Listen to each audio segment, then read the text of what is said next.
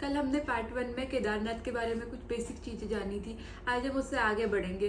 केदारनाथ मंदिर की प्रसिद्धि से ही गढ़वाल का प्राचीन नाम केदारखंड पड़ा था। केदारनाथ के पुजारी रावल ब्राह्मण या जिन्हें जंगम ब्राह्मण भी कहते हैं, कर्नाटक के मैसूर के होते हैं।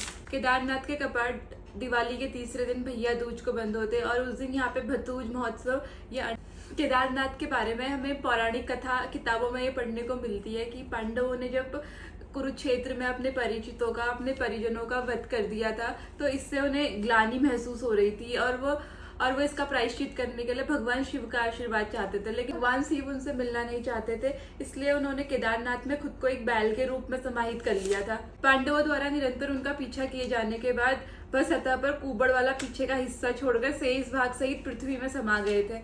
भगवान शिव के शरीर के शेष भाग 4 स्थानों पर प्राप्त हुए और इन सबको मिलाकर पंच केदार कहते हैं, जिसमें पहला है केदारनाथ जहाँ पृष्ठ भाग की पूजा होती है, दूसरा है तुंगनाथ जहाँ भुजाओं की पूजा होती है, तीसरा रुद्रनाथ मुंह की पूजा होती है और चौथा है मदमहेश्वर नाथ जहाँ नाभि की पूजा होती है और पांचवा है कल्पेश्वर जहाँ केस की पूजा होती है।